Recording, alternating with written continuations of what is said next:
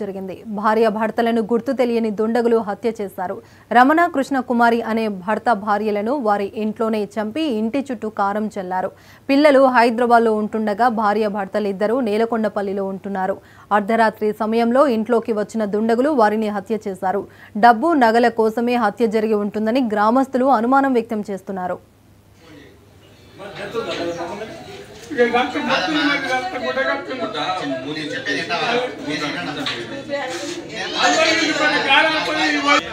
మా తెలియదులే అన్న